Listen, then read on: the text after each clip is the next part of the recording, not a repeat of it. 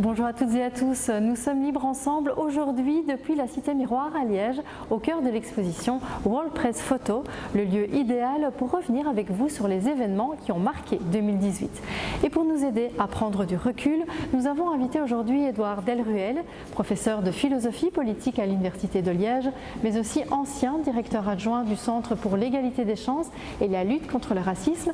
Et pour commencer, nous lui avons demandé à lui le laïc, lui le philosophe, lui le militant, quel mot il choisirait pour décrire cette année? Alors, je ne vais pas être très original, c'est le mot crise. Et je vais même ajouter crise organique, crise de système, c'est-à-dire qu'on voit que, parce que le mot crise est très galvaudé, il y a même une fondation dont je suis membre qui s'intitule « Ceci n'est pas une crise », mais on voit bien que c'est une crise à tous les niveaux. Évidemment des crises économiques, des crises sociales avec la montée des inégalités, crise politique, nos démocraties deviennent ingouvernables, même des pays comme l'Allemagne deviennent ingouvernables, crise évidemment climatique, environnementale, géopolitique avec les guerres, la décomposition de l'Europe, la crise migratoire, on va en parler. Et donc on voit bien, en fait, nous vivons des mois ici, des semaines, peut-être des heures un peu historiques dans l'histoire peut-être de la planète. Je pense qu'on est vraiment à un moment de bifurcation. Actuellement, nous n'avons guère que des raisons d'être inquiets, en réalité, même pour la démocratie. Aujourd'hui, j'espère qu'on en verra quelques-unes, quelques raisons d'espérer. Mais actuellement, je pense que notre société vit vraiment un moment de très très forte tension, vraiment de tension extrême, moi qui me rend actuellement très inquiet pour les années qui vont suivre.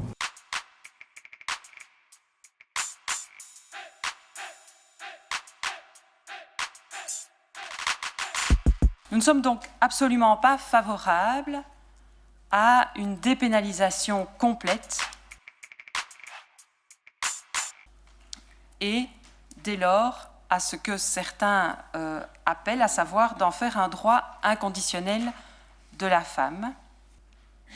À l'inverse des interruptions médicales de grossesse, je ne suis pas du tout favorable à ce que des IVG pour convenance personnelle puissent intervenir à 5 mois, à 6 mois, à 7 mois, à 8 mois ou à 9 mois de grossesse.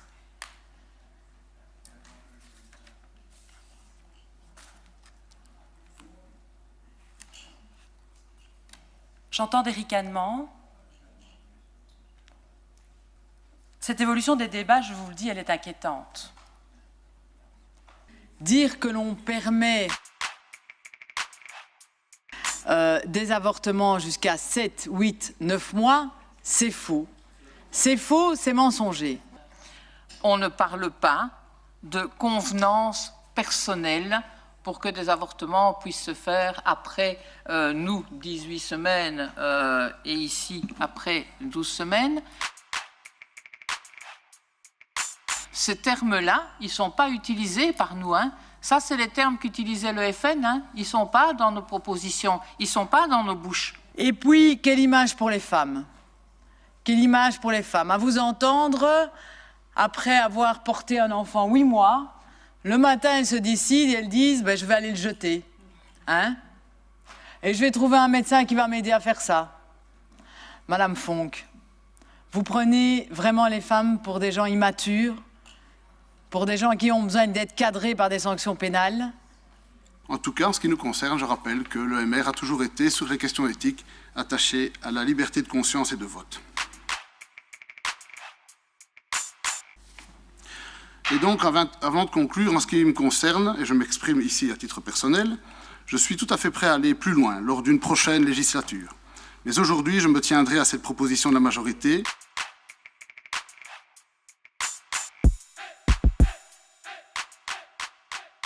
Moi, j'avais une théorie avant, qui est l'irréversibilité de certains combats. Les combats sociétaux, comme l'avortement, comme la peine de mort, comme l'euthanasie. Je disais toujours, contrairement aux questions sociales, quand il y a une avancée, on ne revient pas en arrière. Pourquoi? Parce que ça s'installe dans la société, ça s'installe dans les familles, dans les corps, et donc on ne revient jamais en arrière. Eh bien, je pense que cette théorie que j'ai défendue pendant très longtemps auprès de mes étudiants, je pense qu'elle est fausse. Je pense qu'on voit qu'on pourrait même régresser. Et on sait que dans certains pays, on a été à 2 doigts de régression extrêmement importante sur la question de l'avortement. La Pologne l'Allemagne, l'Espagne. Et quand on voit ce qui se passe aux États-Unis avec la nomination maintenant d'un 5e juge conservateur à la Cour suprême, le juge Kavanaugh, qui a déjà promis en quelque sorte des régressions sur la question de l'avortement, on a vraiment de quoi être très inquiet. C'est vraiment une régression en fait aussi sur d'autres sujets. Quand on voit sur la question de l'homosexualité ou du mariage pour tous, la difficulté que la France a eu à faire quelque chose qui est passé comme une fleur 10 ans plus tôt en Belgique, on voit que nous sommes vraiment dans une société qui est bloquée, qui ne veut plus avancer sur des choses qui pourtant, à nous, laïcs, effectivement, paraissent évidentes.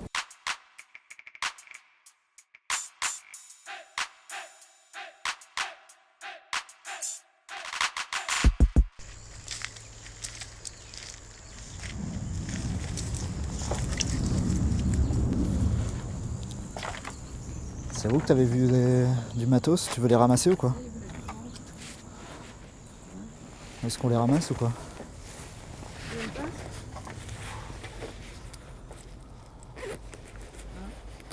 Bah, tu vois bien ici, quelle hygiène, tu vas pas leur dire bah ouais il faut te laver les mains avant de pratiquer une injection.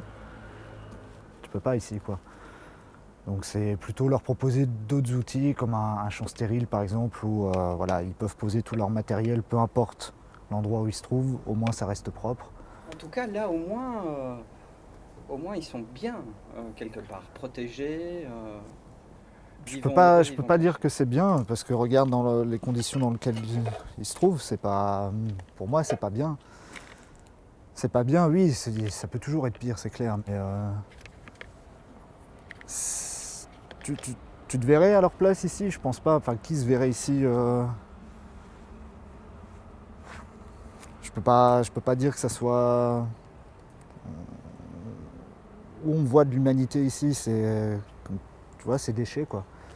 C'est déchets. Donc, est-ce que c'est la société qui veut ça, se dire bah voilà les déchets avec les déchets? Je sais pas. Mais non, je peux pas dire qu'on soit bien ici pour consommer. Non. Non, oui, tu es peut-être à l'abri des regards, etc. Tu es sûr de ne pas être embêté, mais dans les conditions, imagine il pleut, là tu peux pas le faire, ok, tu vas te mettre à l'intérieur, mais puis tu sais pas ce qui s'y trouve ici aussi, tu vois. C'est... Non. Toujours plus loin, toujours plus caché. Toujours plus loin, toujours plus caché, c'est ce que je te disais tout à l'heure, c'est on repousse les frontières encore et encore. Si un jour ici ça vient être détruit, où ils iront? C'est déplacer le problème encore et encore et encore. Donc, non. Pour moi, c'est bien simple, il faut décriminaliser, donc il faut sortir du champ pénal, c'est extrêmement important. Je vous l'ai dit, ça reste une arme pénale qu'on peut mobiliser, que ce soit via des interpellations, des arrestations, des fouilles, des poursuites devant les cours et tribunaux, éventuellement des instructions qui sont ouvertes, enfin voilà, tout ce que l'appareil répressif peut mobiliser, et ça reste une infraction qui est punie de peine et de peine d'emprisonnement. Ça n'empêche pas qu'on puisse mettre en place éventuellement un autre système. On peut décider que c'est toujours un comportement qui, par exemple, est puni de sanctions administratives. On peut interdire moralement, on peut interdire à l'école, on peut interdire au travail, mais pas interdire pénalement. La loi pénale, pour moi, doit rester vraiment limitée, je dirais, aux comportements les plus graves qui rencontrent l'adhésion, je dirais, de la société, et pas pour des comportements qui relèvent de la sphère médicale ou de santé publique. Et que pense le psychiatre de l'enfermement des consommateurs de drogue? Je pense que c'est un non-sens et qu'on doit impérativement rechercher d'autres alternatives qui visent à soutenir en tout cas la possibilité d'un soin qui soit spécifiquement adressé à ces patients. L'héroïne est un produit très fort, extrêmement fort. Donc la médicaliser par exemple, comme j'en parlais, peut être une première solution pour d'abord avoir de la bonne héroïne, c'est horrible à dire, mais c'est comme ça. De la bonne héroïne, et deuxièmement, la donner à dose, je dirais, thérapeutique. On donne du hashish à dose thérapeutique à certains moments, dans certains hôpitaux. Donc oui, là, je pense qu'on a quelque chose à faire dans ce domaine-là. Mais parler comme ça, c'est parler comme un fou. S'il y a des gens qui m'écoutent, ils vont se dire « mais il est complètement fou, ce type-là ». Mais non, je ne pense pas. C'est une réalité, c'est un fait. Si maintenant on veut ne rien faire, jetons-les dans une fosse et puis attendons un peu de voir ce qui va se passer. Il y a un auteur, un philosophe et psychanalyste français, Bertrand Ogilvy, qui a écrit un petit livre, alors qui est un peu compliqué, mais c'est le concept qui est important, La fabrique de l'homme jetable, l'homme jetable. Donc notre société est une société qui fabrique de la jetabilité humaine. De la même façon que nous avons des déchets organiques, que notre société de production et de consommation produit des déchets organiques, elle produit aussi des déchets humains, ou en tout cas elle traite des humains comme des déchets. Et je trouve que le reportage montre bien cette logique et la façon dont on traite certains individus comme s'ils étaient surnuméraires, inutiles, comme s'il n'y avait en quelque sorte qu'à les jeter. Les usagers de drogue ne sont pas les seuls à être victimes d'une telle logique, mais je pense que c'est une logique, hélas, profonde de notre société qui se dit, on y reviendra sans doute, droit de l'homiste, mais quand l'homme n'est plus qu'un déchet humain, peut-on encore parler d'humanité?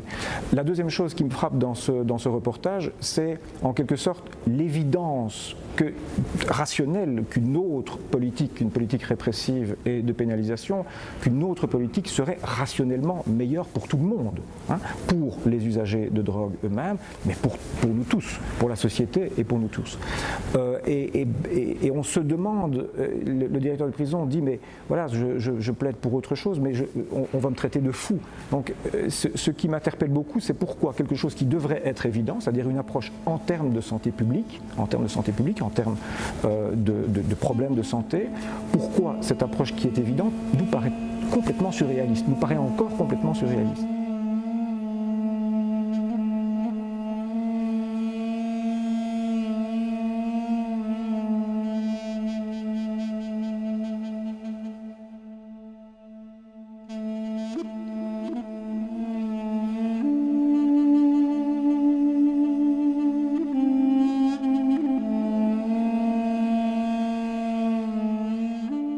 Nous avons tellement, notre société a tellement intériorisé, et chacun d'entre nous peut-être, une approche finalement sécuritaire et policière d'un certain nombre de problèmes, dont le problème des drogues, c'est que nous ne parvenons pas à sortir de notre tête ce schéma, tout simplement, parce que notre société l'a complètement intériorisé. Et il faut paradoxalement être au cœur du problème, c'est-à-dire d'être directeur de prison, d'être travailleur social, d'être médecin psychiatre, d'être au cœur de ce problème, et évidemment les usagers eux-mêmes, pour s'apercevoir de l'absurdité des politiques qu'on mène. Mais le plus intéressant pour le philosophe, c'est pourquoi des politiques qui sont absurdes continuent et pourquoi on n'imagine même pas de sortir de politiques absurdes. C'est donc qu'il y a dans ces politiques qu'on dit absurdes quelque chose qui est profondément ancré dans notre façon de voir les choses. Et c'est le combat sûrement le plus difficile. Et là, je ne suis à nouveau pas très optimiste pour les prochaines années. Je ne pense pas, hélas, qu'on changera complètement de paradigme.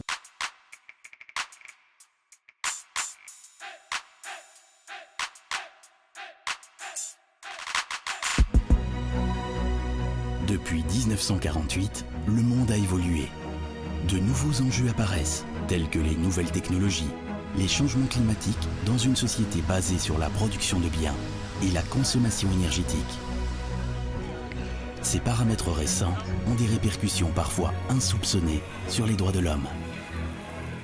En matière de développement de nouvelles technologies, en matière de politique d'investissement, en matière de politique commerciale par exemple, on a des choix qui sont faits et qui ne peuvent pas être défendus comme contribuant à la réalisation des droits de l'homme. Il faudrait donc obliger le gouvernement à être beaucoup plus cohérent et à ne pas faire des droits de l'homme quelque chose qui s'ajoute au reste, mais quelque chose qui chapeaute le tout.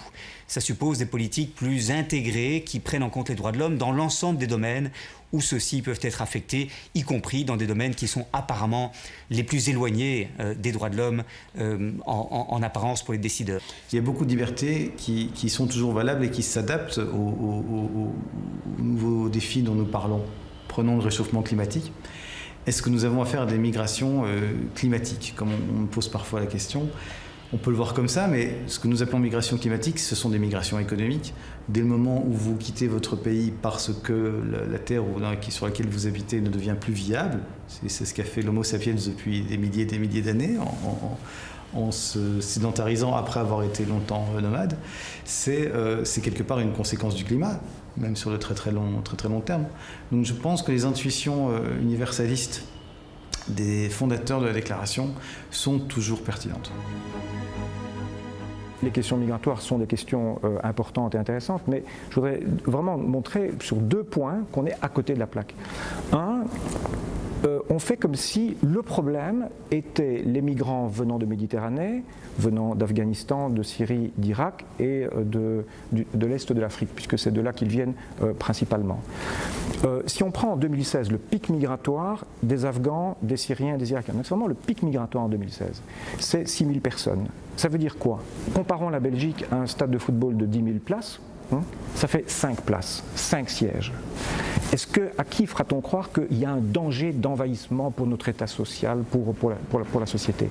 Par contre, la même année, et de plus en plus, vous avez 30 000 travailleurs détachés roumains, bulgares, polonais, qui viennent en Belgique très souvent exploités. Ne me faites pas dire ce que je n'ai pas dit, je ne veux pas déplacer le racisme vers les populations de l'Est de l'Europe, mais ce sont des travailleurs qui sont le plus souvent exploités par des entreprises qui violent les lois sociales et fiscales, qui sont donc payés avec des salaires bulgares, polonais et qui viennent travailler en Belgique. Donc ils font de la concurrence aux travailleurs autochtones. Il suffit de regarder qui construisent nos bâtiments, y compris les bâtiments publics, qui travaillent dans l'ORECA, etc. Bon. Là, il y a un problème de migration qui n'est pas bien géré par l'Europe, par une Europe néolibérale qui a complètement dérégulé le marché du travail européen. Donc 6 000 d'un côté, 30 000 de l'autre. C'est évidemment au second problème qu'il faudrait s'attaquer, et je dis bien, il faut bien considérer ces travailleurs détachés comme étant des victimes. Il faut savoir que les Roumains sont aujourd'hui la première population victime de la traite des êtres humains en Belgique. Bon. Deuxième point, est-ce que c'est les migrations? François de Smet a raison, les migrations ont toujours existé depuis le début de l'humanité et elles ne vont évidemment pas cesser. On ne voit pas comment dans le monde de demain on va permettre aux marchandises de circuler, aux capitaux de circuler, à des tas d'êtres humains, vous comme moi, on peut migrer comme on veut, on peut circuler comme on veut, et à d'autres de ne pas le permettre.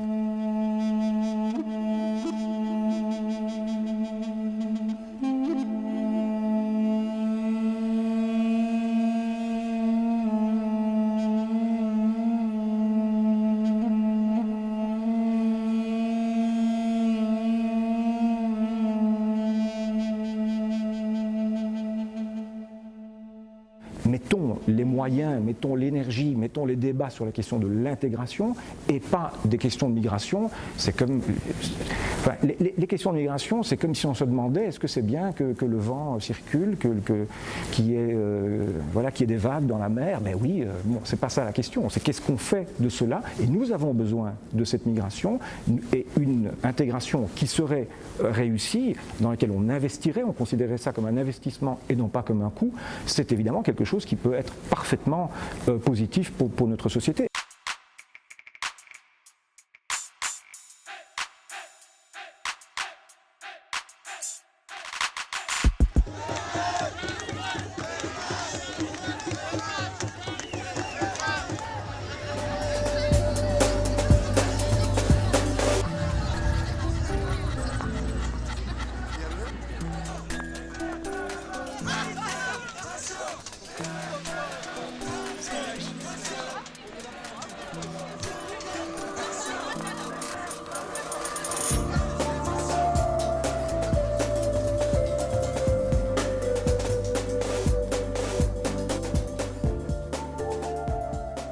J'aurais préféré ne pas être ici.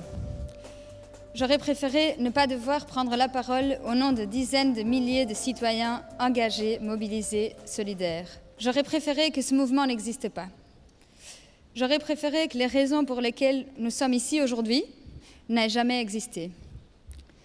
J'aurais aimé que jamais n'existent les « allez, dégage », accompagnés de petits coups de botte à l'aube en guise de réveil au parc Maximilien. J'aurais aimé que les colsons n'aient jamais zippé, serré et blessé tant de poignets. J'aurais aimé ne jamais assister aux battues organisées par la police dans le parc Maximilien, afin que sortent de leurs abris de fortune les quelques centaines de personnes n'ayant d'autre endroit qu'un sol boueux pour se reposer. J'aurais aimé que nous n'ayons jamais eu à penser ou à organiser la protection d'humains, victimes d'une politique migratoire ferme, inhumaine, répressive et d'une violence dont l'histoire se serait bien passée. Mais nous sommes là aujourd'hui.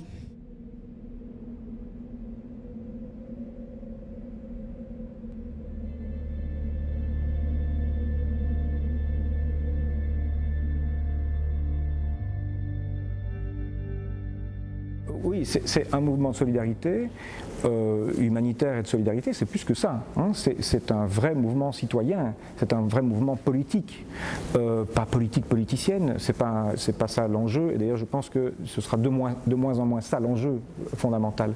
Mais c'est un vrai mouvement citoyen qui a pesé, c'est-à-dire qui a réussi à établir un rapport de force par rapport à la politique sécuritaire, à jouer assez intelligemment avec l'État, de bien jouer des institutions, de se faire reconnaître par beaucoup de gens, par beaucoup d'institutions, et de se rendre incontournable en quelque sorte dans le règlement de cette question.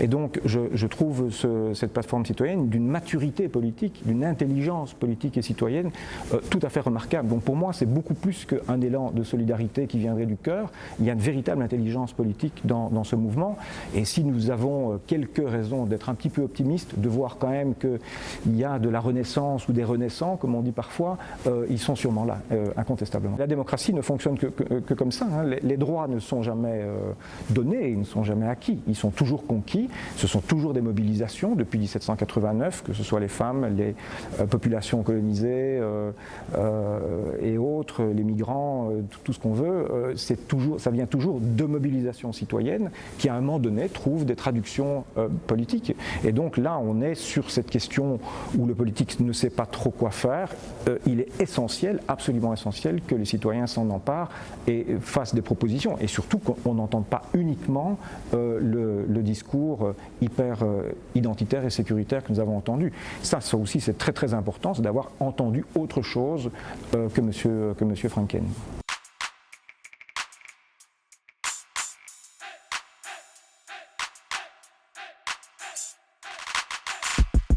T'es confiante?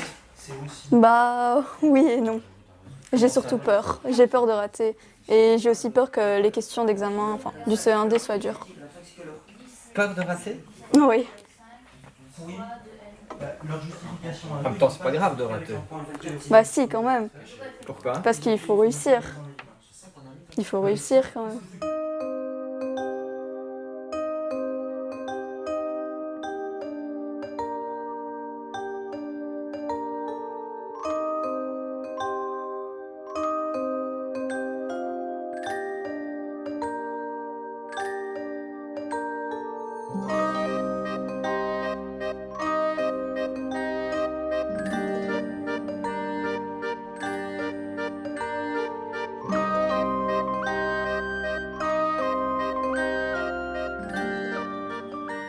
C'est une école qui veut que tous les élèves soient au même moment, au même endroit, à la même heure, et donc qui ne respecte pas les rythmes de chaque enfant, et je le regrette. Je pense qu'on devrait avoir une école qui permet beaucoup plus d'individualiser les parcours, faire en sorte que, évidemment, chaque enfant arrive, entre guillemets, à des socles de compétences souhaités, mais pas forcément au même moment, à la même heure, et certainement pas avec un système de cotes, de points et de compétition entre les enfants. C'est aussi une école qui n'évalue finalement qu'une certaine forme d'intelligence, une intelligence abstraite, au détriment d'autres intelligences, d'intelligences plus intuitives, créatives, artistiques, culturelles. T'as choisi quoi comme sentiment, toi, Denis? La tristesse. Et on est aussi dans un monde où il y a beaucoup de violence. Parce qu'on est dans des rapports humains immédiats, mais aussi pas toujours francs. Là, je pense aux réseaux sociaux. Donc il y a de la violence, il y a de l'humiliation. Ça a toujours existé, moi on me dit toujours, mais ça a toujours existé, par exemple dans les écoles, oui, mais elle a pris d'autres formes. C'est plus insidieux, quand ça passe par les réseaux sociaux, c'est très difficile, etc. Et à cette violence s'ajoute de plus en plus d'individualisme aussi, et de repli sur soi, et un peu de malaise. Alors, chez les enfants, mais aussi chez les professeurs, évidemment. Il y a un nombre de burn-out dans l'enseignement, qui, je pense, s'explique, mais qui est inacceptable, en fait, quelque part. C'est pas possible d'être dans une société où, avant, le plus beau métier du monde est devenu le métier le plus épuisant, le plus difficile, le moins plaisant, au sens plaisir, quoi. Donc voilà. Donc la fabrique de soi, elle se construit avec toutes ces données-là. Et donc, l'idée, c'est un peu de remettre du plaisir, ressusciter la curiosité, prendre le temps. Et toutes ces données-là, on essaye de les travailler vraiment au quotidien. Et au final, on travaille beaucoup la confiance en soi et l'estime de soi par une façon bienveillante de travailler avec les enfants. Le point ici principal, c'est la lutte contre l'ennui en fait. On s'ennuie à l'école. Il faut quand même dire ce qui est beaucoup d'élèves s'ennuient et n'ont pas d'estime d'eux-mêmes. On voit bien que ce qu'on demande aux élèves, c'est d'être dans la norme et c'est de gommer au maximum leur subjectivité. Ça, je pense que le reportage le montre très bien. La deuxième chose, évidemment, c'est les inégalités. L'école est organisée aujourd'hui de telle sorte que c'est comme si c'était un espace euclidien où tous les élèves étaient à équidistance du professeur et les uns des autres. Or, ce n'est pas vrai. Les inégalités, pas tellement économiques, c'est pas ça le plus important. Moi, je le vois à l'université, c'est les inégalités en termes de capital culturel, de connaissances de vocabulaire, les lectures les journaux, les livres. Je dis toujours, il suffit de regarder le nombre de livres qu'il y a dans la bibliothèque des parents pour déterminer statistiquement la chance que l'on a de réussir à l'université ou pas. Et ça, l'école ne corrige absolument pas cela.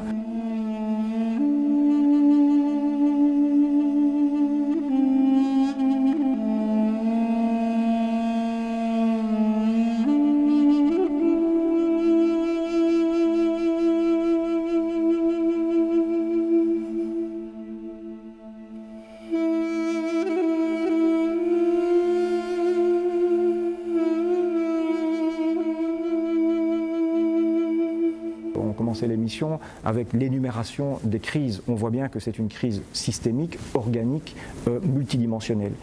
Et je pense que soit on continue dans ce type de société hyper compétitive, de la jetabilité, on a parlé de jetabilité tout à l'heure, de certains êtres humains des plus démunis, des plus précarisés, et je pense que dans ce cas-là, pour simplement maintenir le système, on le voit avec les gilets jaunes, que les gens tout simplement se révoltent contre ce système, il faudra mettre en place des méthodes de gouvernementalité de plus en plus sécuritaires et identitaires. Et on voit que c'est un petit peu ce qui est en train de se mettre en place. Ou bien on change de modèle, on invente un autre modèle. Qui peut aujourd'hui dire que ses enfants vivront mieux que lui? Qui peut aujourd'hui dire que demain sera meilleur? Bien peu d'entre nous. Il faut vraiment être des privilégiés aujourd'hui pour pouvoir dire ça. Une société moderne qui ne s'appuie plus sur le passé, mais qui est une société qui se projette dans l'avenir, où les individus se projettent dans l'avenir, s'ils s'y projettent négativement, alors c'est la pire des choses. Et tout est possible, toutes les pires violences sont possibles. Donc il faut absolument retrouver un modèle qui redonne de l'espoir, un espoir minimal à tout le monde que demain sera meilleur. Et de ce point de vue-là, je pense qu'il y a des possibilités, il y a un pacte social et écologique que l'on peut reconstruire, et je pense qu'en marge des élections, il faut aussi que les citoyens réfléchissent à un nouveau modèle de société pour les décennies qui vont venir. Et ça, c'est l'affaire de chacun, ce n'est pas l'affaire uniquement des partis politiques. Et c'est ici que s'achève la rétrospective de l'année 2018. Merci Édouard Delruel pour la qualité de ses analyses. Merci à vous de nous avoir suivis. Et puis merci aussi à toutes les équipes de Libre Ensemble, Pierre Sconbrod, Catherine Ax pour la qualité de leurs interviews et de leurs reportages. Et enfin, merci au Centre laïque de l'audiovisuel pour sa collaboration. On se retrouve très bientôt pour un nouveau numéro de Libre Ensemble, votre rendez-vous de la laïcité.